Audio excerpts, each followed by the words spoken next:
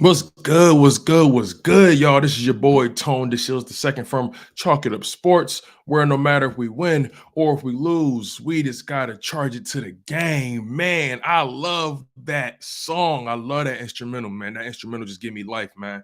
I remember when I found it on YouTube and I had to have it. I needed it, I wanted it, but nothing more than I need, nothing more than I want is to spend time with you guys this Wednesday afternoon. Now, it all depends on what time zone you are in, right?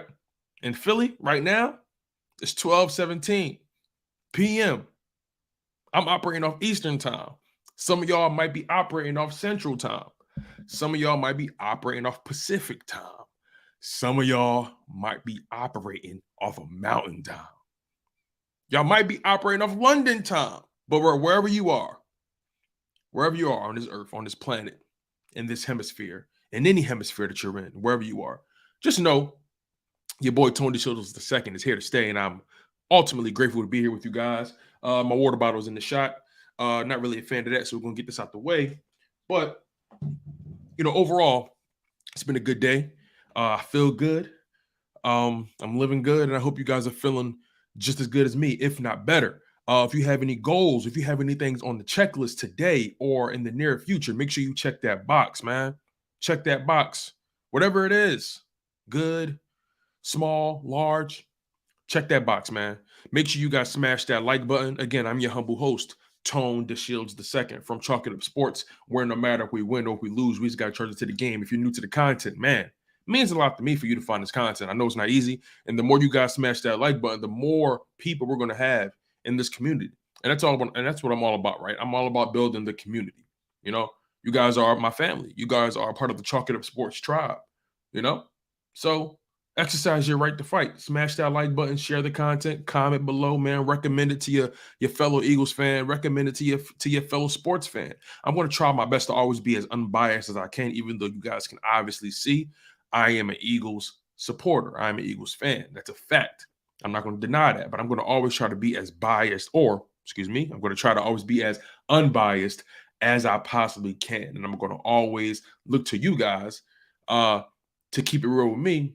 And I'm going to always hold myself accountable as well, right? So let's have some fun. We got some things to talk about. I know you guys saw the thumbnail, saw the caption, and it piqued your interest. This Eagles team isn't entering the playoff race with the most momentum, but I believe they have the talent, they have the skill set, they have the tools in the toolbox to be able to run with any team in this NFL. They can run with any team in this playoff race, right?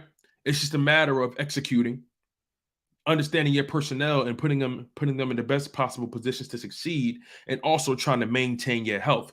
But you don't want to be out there half-assing it. You don't want to go out there half-cocked. You want to make sure you're running as hard as you possibly can, as hard as you possibly can. You want to make sure you're understanding your keys, understanding your role, taking care of your section of the field, doing your job. And that's what's going to get the Philadelphia Eagles from point A to point B to point C to point Super Bowl. You dig what I'm saying? Everybody has to do their job to the highest level. This team is young, especially when you compare it to the Philadelphia Eagles 2017 Super Bowl team. This team is significantly younger at damn near every position. They're younger at wide receiver. They're younger at tight end. They're younger at quarterback. They're younger at running back, right? You can make an argument they're much younger. No, it's not an argument. It's a fact. They're younger at safety. You know what I mean? But this team still has a good blend of veteran leadership and young, dynamic talent. And I think the veterans like Brandon Graham, Jason Kelsey, Fletcher Cox, Lane Johnson, Isaac Samalu, guys from that Super Bowl squad, if I'm leaving anybody out, please excuse me. I hope I'm not. I don't think I am. But everybody that was on the Super Bowl squad, it's only about 4 or 5 of them on this roster. Their experience is going to be key to the Philadelphia Eagles making a deep playoff run. Jeff Stoutland is here. He's from that, from that regime, right? It's going to be important for those OGs to lead the young guys. And one young guy in particular that I want to focus on today is Miles Sanders. Now, Miles Sanders, let's make sure I got this right. Miles Sanders is 25 years old. 25 years old. He's been in the NFL for 4 seasons, for 4 years. And every year, I feel like Miles Sanders has been effective. Now, we can talk about the injuries, but he's been pretty healthy this year, right? Injuries have derailed his past 2 seasons. And they've always been nagging injuries, right? It's never really been a talent issue. We know Miles Sanders is talented. We know Miles Sanders is productive. Last year was a down year from a scoring perspective. The touchdowns weren't there. It was a down year from yardage. From a yardage perspective, it was a down year from a touch perspective. He did protect the ball very well last year. He's actually got significantly better at protecting the ball. Last year, he only fumbled once. This year, he only fumbled once. So he's been relatively diligent with protecting the ball. But that's not even really what we're discussing here, right? I think it's going to be imperative. As a matter of fact, it's paramount. It's a requirement. It's a must that Miles Sanders be dominant in this playoff race. The Philadelphia Eagles need Miles Sanders to be dominant in this playoff race. Miles Sanders, outside of Jalen Hurts, is the key to the running game. He's the number 1 back, and the expectations are high for Miles Sanders. Miles Adam Sanders, Booby Miles, has to take his game to another level this playoffs. And I say that because Miles Sanders this season has been a top 5 running back. He has. No matter how you feel about him, no matter how I feel about him, he has been a top 5 running back this year. Now, we can always debate we can always debate him and compare him to guys like, Derrick Henry, Dalvin Cook, Nick Chubb, and we can do that all day, and he's not in the same category as those guys, in my humble opinion. But he's been just as productive, and he's been productive for the Philadelphia Eagles. And I believe what's been the significant difference for Miles Sanders this season is that he's been decisive. He hasn't wasted too much time dancing in the backfield like he's done in years past. He's been very decisive, and he's been running harder than I've ever seen him. I believe Miles Sanders has to approach the playoffs like his hair is on fire. He has to run like his hair is on fire if the Philadelphia Eagles are going to have a potent offensive attack. Because if the opposing defense can't stop Miles Sanders, it's over. It's over. If the running game for the Philadelphia Eagles is working, if the Eagles are averaging 5 yards a carry, if they're averaging 4 yards a carry, they will be unstoppable. We saw how dominant the run game became when we had LeGarrette Blount and Jay Ajayi and Corey Clement. We saw how dominant the running game was and the level it jumped to when they traded for Jay Ajayi. We saw it. Right? Now, those guys are different runners stylistically.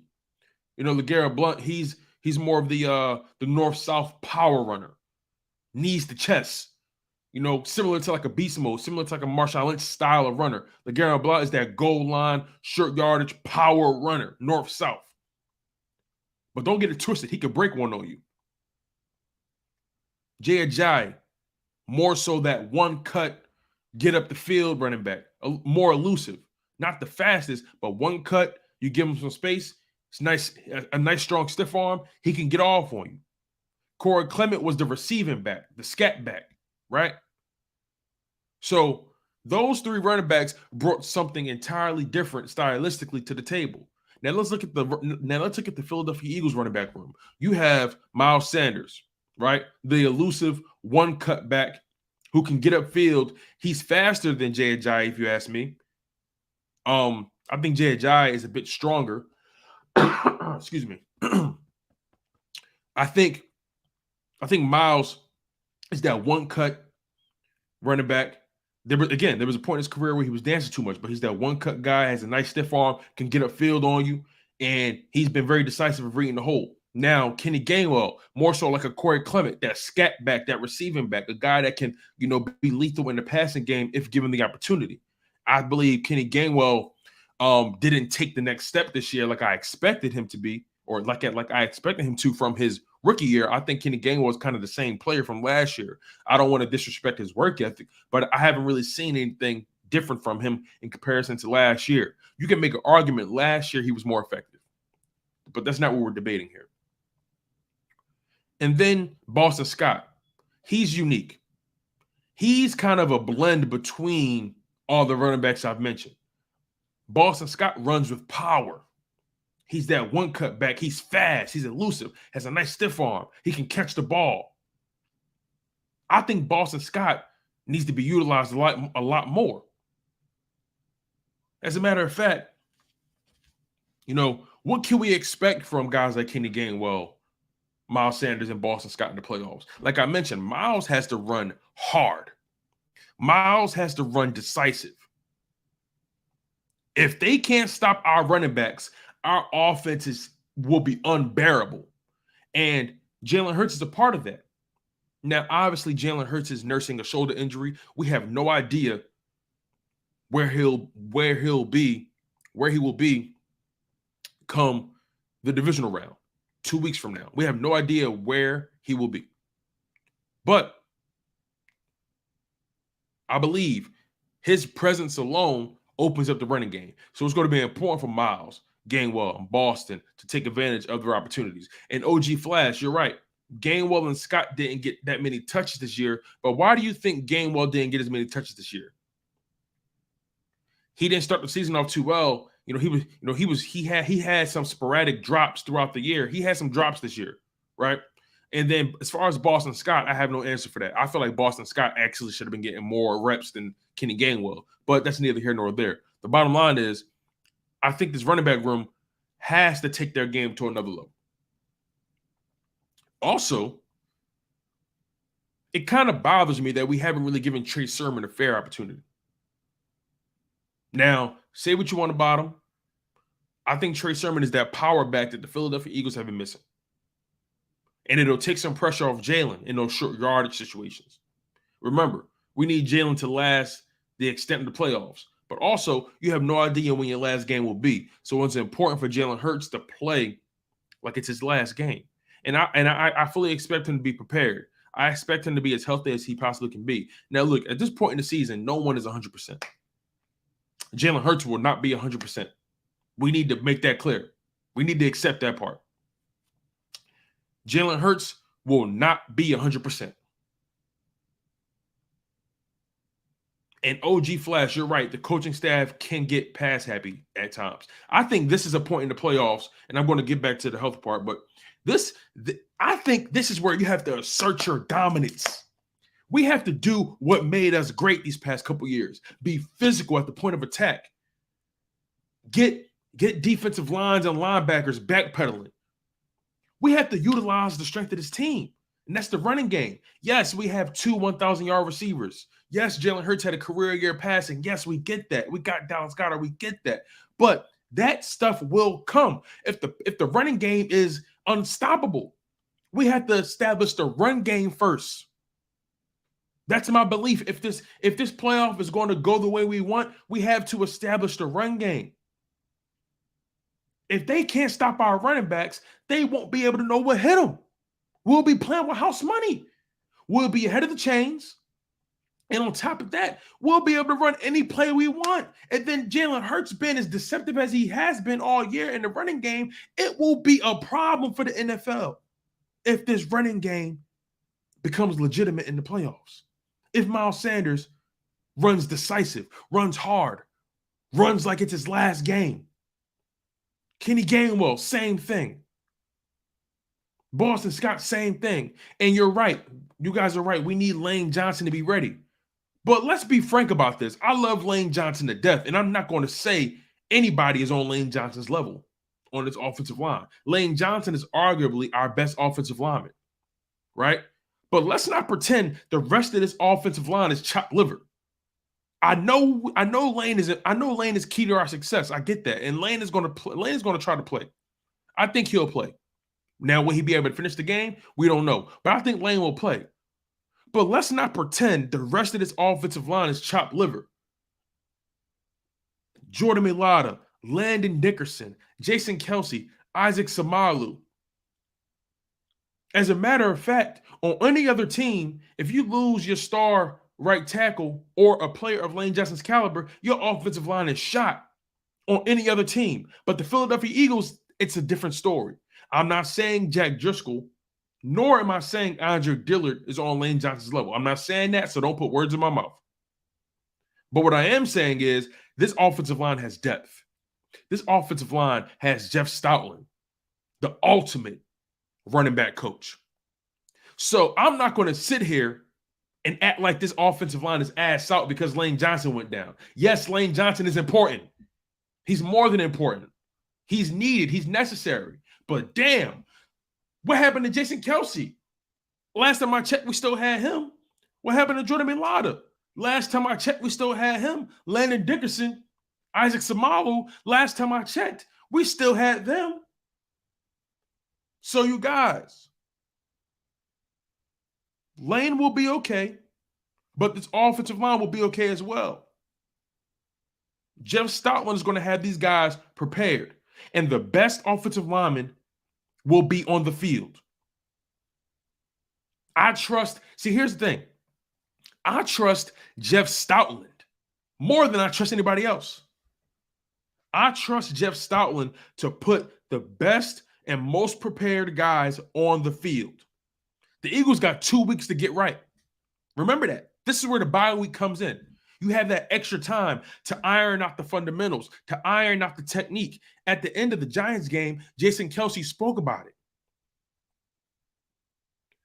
As the season progresses, as you get deep into the thick of the season, it makes it difficult to always maintain your fundamentals and your technique because you're so focused on game planning.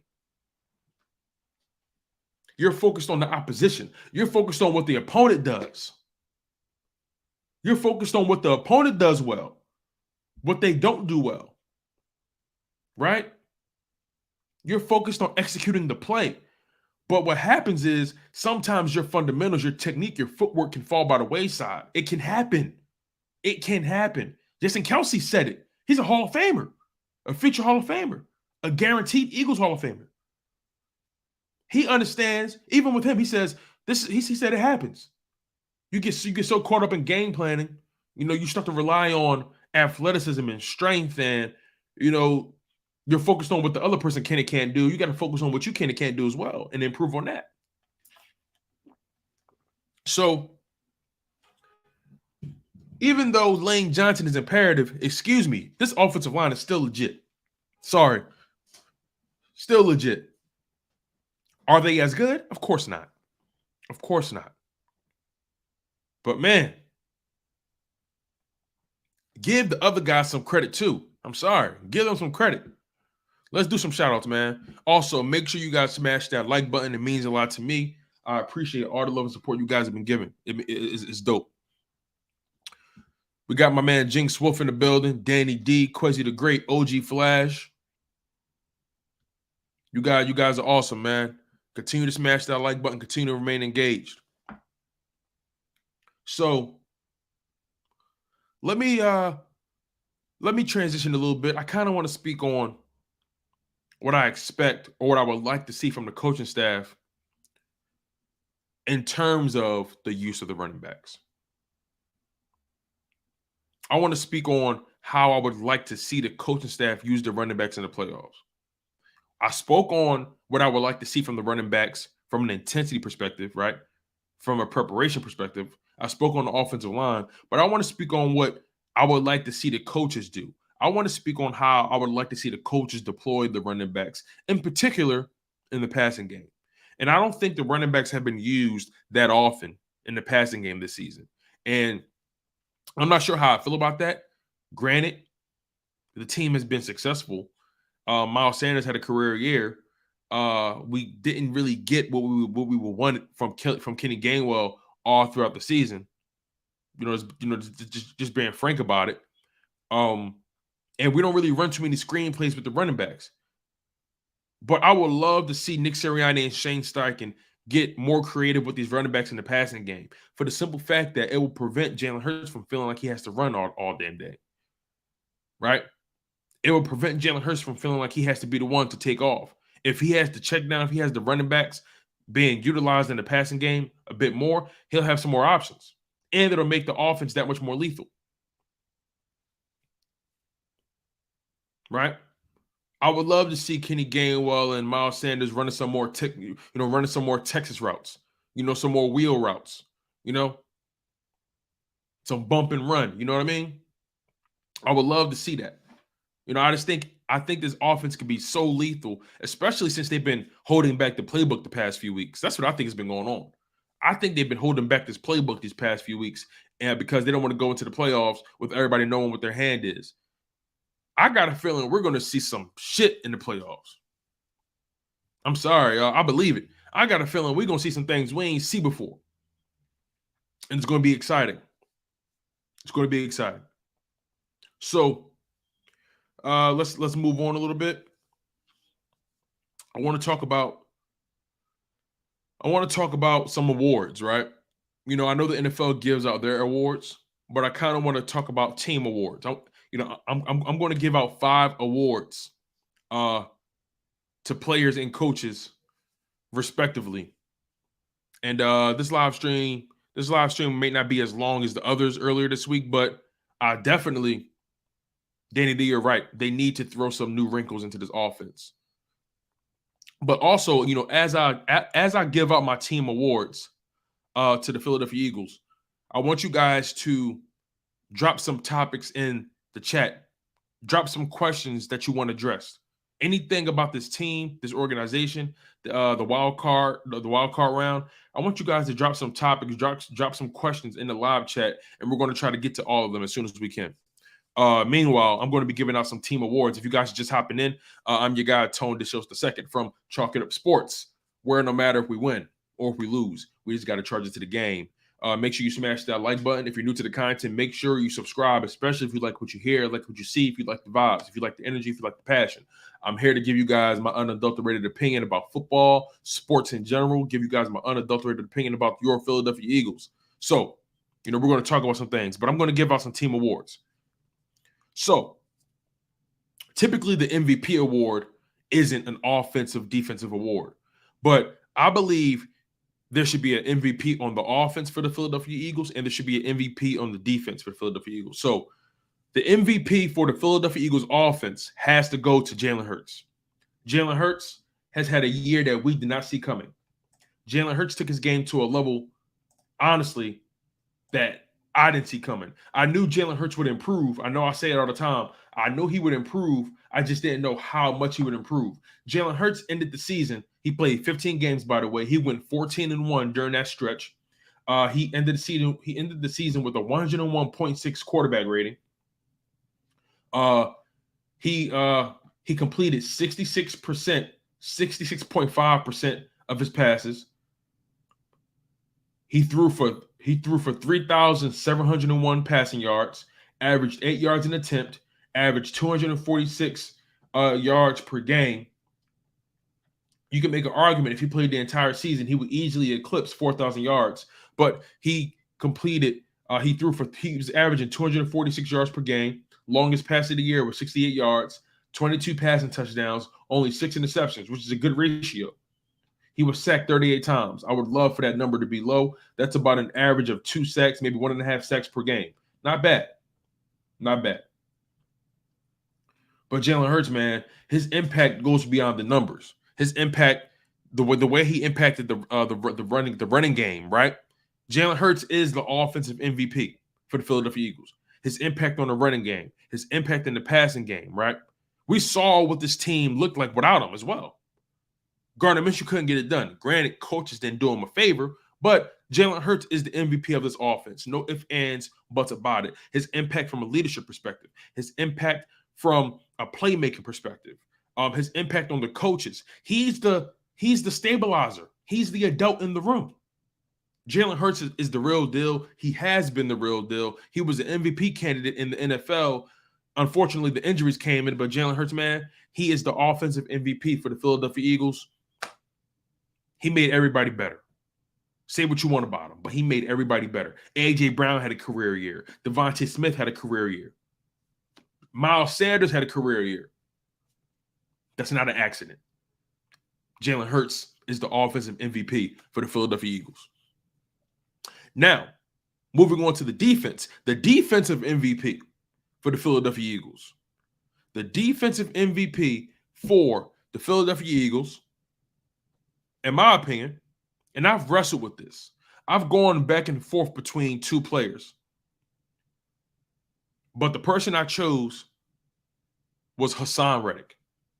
Now, some of you guys might say TJ Edwards. I wrestled with this. I was torn between Haason Reddick and TJ Edwards, but I chose Haason Reddick because Haason Reddick has just been so productive. So productive. Now, TJ Edwards led the team in tackles by a long shot. He had a grand total of 159 tackles, 2 sacks, 10 tackles for loss, 7 pass deflections. He's been productive, right? But Haason Reddick, man, 49 total tackles on the season, 16 sacks, 133 sack yards, meaning he forced a grand total of 133 loss of yards, 11 tackles for loss, 3 pass deflections, 5 forced fumbles, 3 fumble recoveries. He was a game wrecker. Haason Reddick was a game wrecker, and he got better as the season progressed. He started off a little slow, just a little slow, but then he just went off. He went off after a certain point. He didn't get his first sack until week 3. He had 1.5 sacks against Washington in week 3. But let's work our way backwards, right? Let's do it from that perspective. Haason Reddick went off during the final stretch.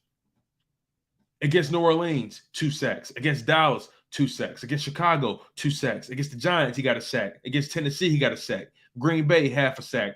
The Colts, a sack. Washington Commanders, a sack. Pittsburgh got a sack. Arizona Cardinals got a sack. Against Jacksonville, got 2 sacks.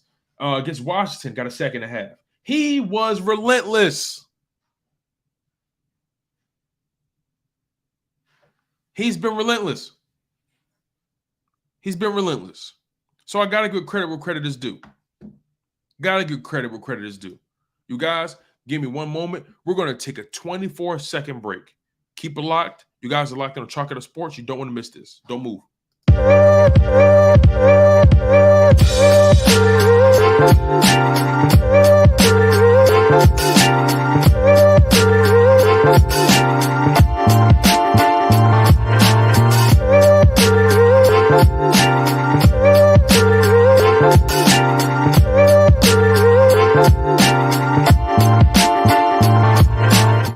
We're back.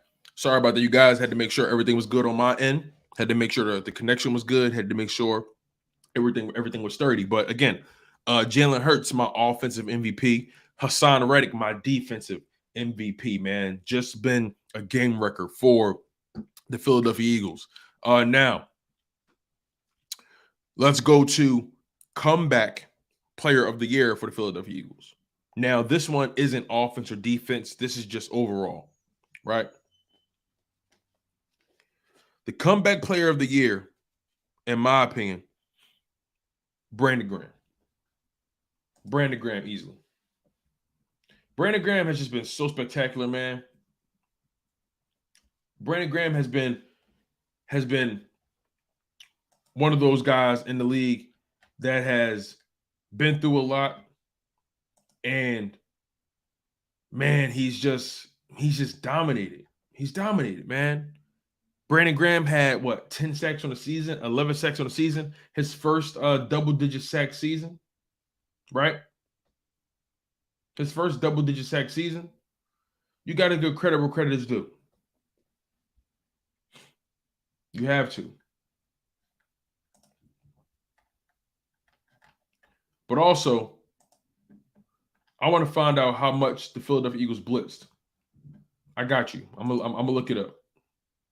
I'm gonna look it up because the Giants blitzed the most, and I think the Philadelphia Eagles were kind of middle of the pack in that regard.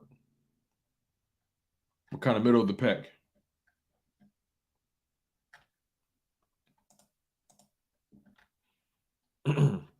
But Brandon Graham, man, what more can I say about Brandon Graham? He's just been, first of all, he's a hell of a dude in the community.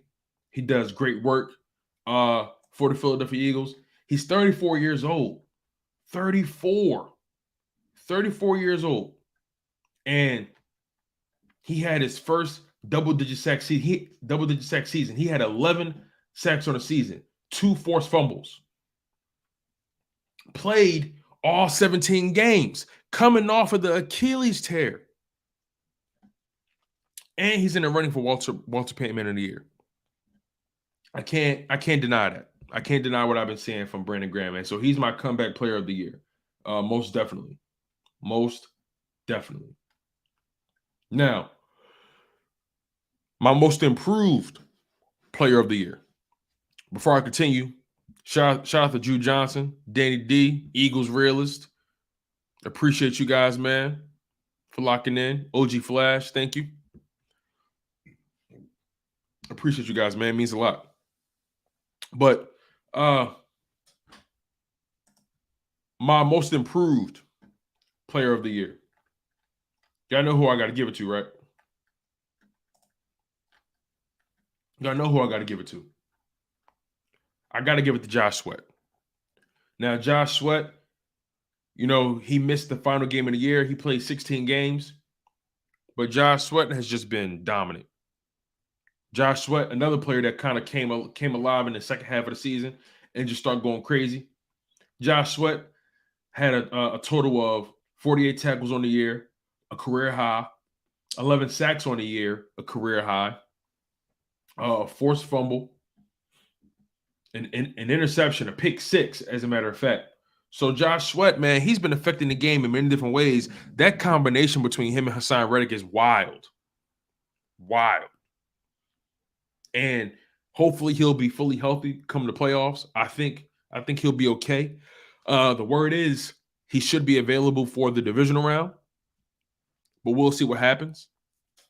But Josh Sweat, man, he's my most improved player of the year, without a shadow of a doubt. Danny D, he says, do you think we bring back Graham even if it's for one more year? Now, he hasn't shown me any signs of slowing down. He hasn't. 11 sacks at 34 years old. He was healthy the whole year. Man, oh man. I wouldn't mind bringing back Brandon Graham for another year on a team-friendly deal. Remember, he got this done on a pitch count. Brandon Graham wasn't playing full-time reps. He wasn't playing every single down. But when he got on the field, he was wrecking the game. When he got on the field, he was effective. He made sure he was felt in every facet of the game. When he got on the field, he was effective. And thank you, Drew. I appreciate you bringing that stat up. The Eagles' blitz percentage, according to Pro Football Reference, 22.1%, which is 18th in the NFL, kind of middle of the pack. But you know what's so funny? The teams that blitz the most aren't really some of the best teams in the NFL. It's no mistake. It's no mistake. Who timed out Danny D? Hold on. What's going on? Who's timing out people, man? Come on, we ain't doing that. Who timed out Danny D? Who's Melvin Gilmore? Who is this? Who the hell's Melvin Gilmore? Hold up.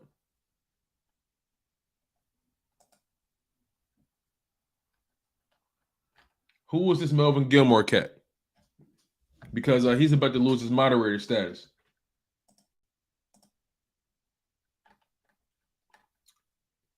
Danny D, my apologies, man. I have no idea why you're timed out.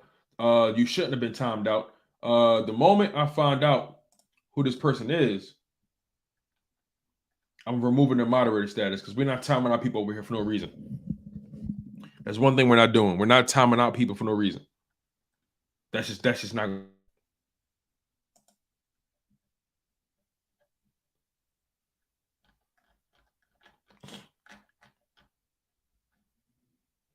Sorry about that, Danny D. I have no idea why that happened. The moment they post something in this chat, they lose a moderator status. So I don't know why they timed you out. That was weird as hell. But I'll figure it out, Danny. You're good. I'll figure it out.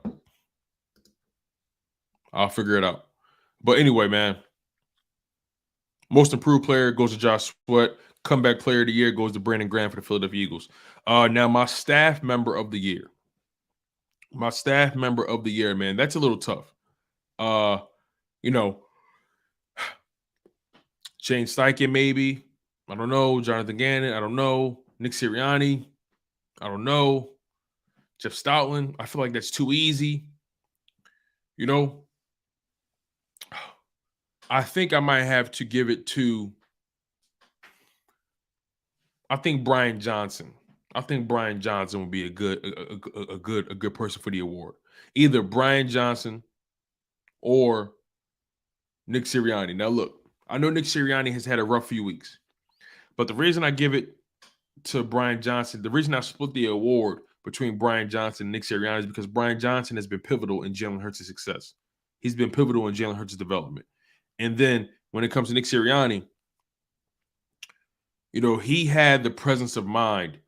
He put his ego to the side and didn't allow his ego to get in the way of team success. He allowed Shane Steichen to be the play caller. He empowered his guys, right? And so far, for the most part, he's pushed all the right buttons throughout the season. So I can't really trash or I can't really dog Nick Sirianni. You know, every coach has a bad stretch. It happens, right?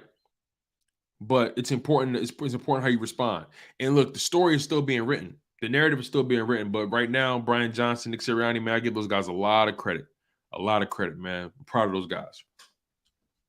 Super proud of those guys, man. But you know, like I said, let me get to some of the topics you guys brought up. So, Eagles realist said cornerback or edge going into the draft. Well, honestly, based off the production we've gotten from Haason Reddick and Josh Sweat, Eagles realist, you know, I wouldn't be surprised if the Eagles go cornerback in the first round. I know Joey Porter Jr. is one of those top guys. I haven't really done my research on the top DBs in this draft yet. I've been so focused on the Philadelphia Eagles. But Eagles realist, I think the Eagles are more likely to go DB rather than edge rusher in the first round, just because Haason Reddick and Josh Sweat has been giving them so much in terms of production.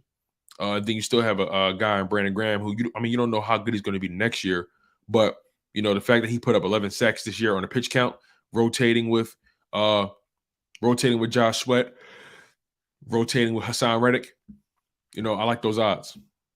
Man. I can't help but feel like I'm forgetting somebody in that regard. I can't help but feel like that. I cannot help but feel like I'm forgetting somebody. But nonetheless, Eagles realist also wants to know, will the Giants upset the Vikings? I think they will. I've been talking about it all week. I think the Giants are going to upset the Vikings on the road. I remember the last game they played. It was close. And I think the Giants really had that game in the bag. I think Kirk Cousins was very fortunate that the Giants missed that tackle on Justin Jefferson, and Justin Jefferson put them in field goal range. I mean, granted, it was a 61-yarder. You know, you got to live and die by that, man. It is what it is. But you know, I can't get mad at the Giants in the way they lost that game. I mean, it was what it was. You lost on a 61-yard field goal. I think if the Giants get a crack at them again, they win that game. That's just my opinion. I don't believe the Vikings defense can stop anybody. That's just my opinion. EC1, what's going on, man? Welcome to the show.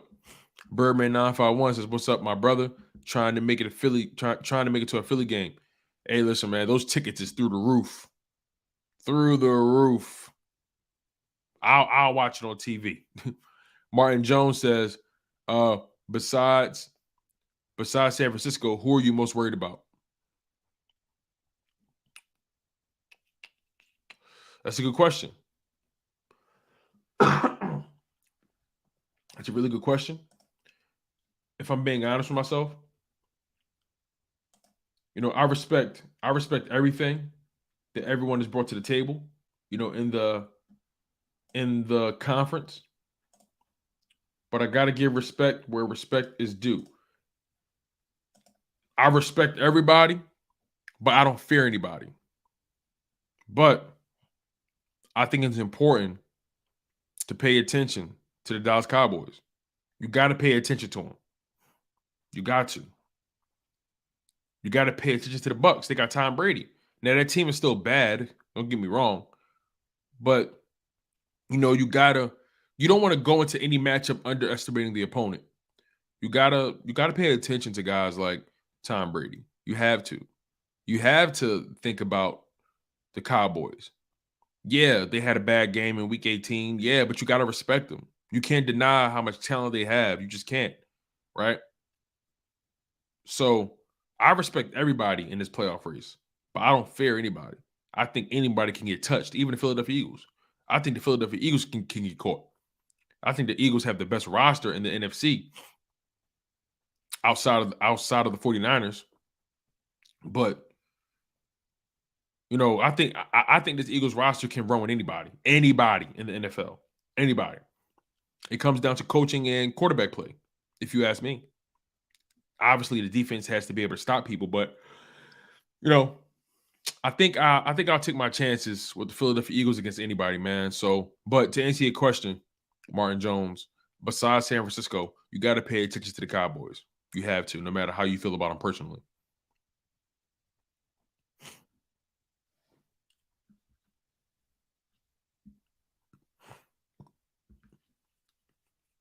Drew Johnson says the Eagles are number one in quarterback pressures with 25.5%. Not sure if you've seen that. No, I didn't see that.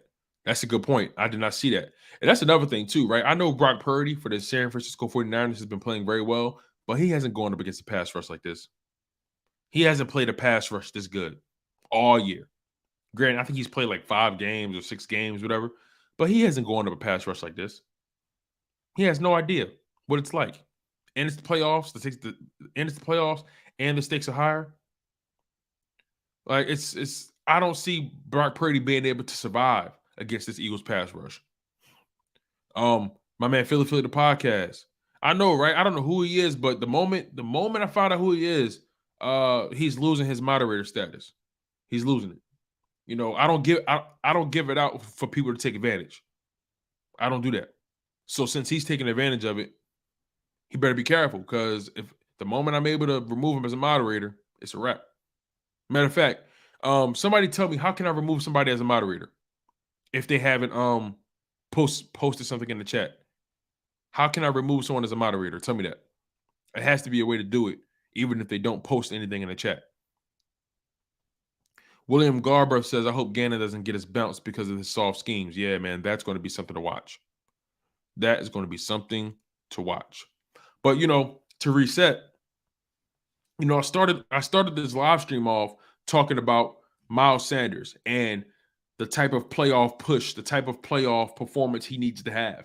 I'm of the mindset that Miles Sanders has to be dominant. Has to be dominant if the Philadelphia Eagles are going to be as good as we would want them to be.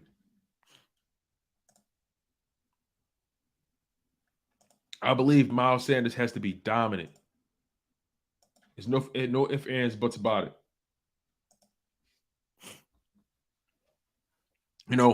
I was saying that, Miles Sanders has shown that he can be a decisive runner. He's shown that he's capable of having great games. But I think Miles Sanders has to be dominant, because if they can't stop Miles Sanders, if they can't stop our running game, outside of Jalen Hurts, because we know Jalen Hurts, what he provides from a mystique perspective. Defenses have to respect it. But Miles Sanders has to be dominant. And this coaching staff has to give him the opportunities to be dominant. They have to give him the chance to be dominant. They got to feed him. Lean on your running back. He has over 1,000 yards. He has over 1,200 yards rushing. He has like 12 rushing TDs. Let Miles Sanders eat. Let him off the damn leash. Let him off the damn leash, man. You know, it burns me up when this team or this coaching staff is passive with Miles Sanders. I don't like it.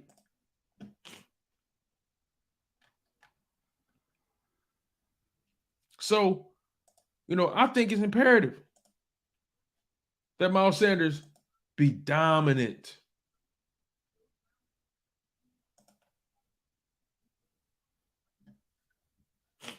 And I got nothing but love for Miles Sanders. I got nothing but love for this coaching staff. But y'all think this coaching staff, y'all think this offense is as dominant without, isn't as dominant without Miles Sanders? You know, being dominant? This offense is not the same when Miles Sanders is not being dominant.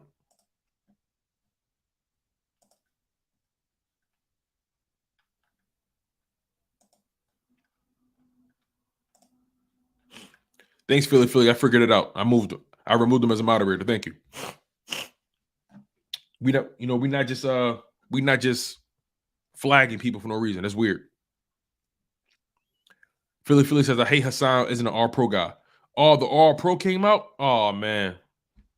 He wasn't.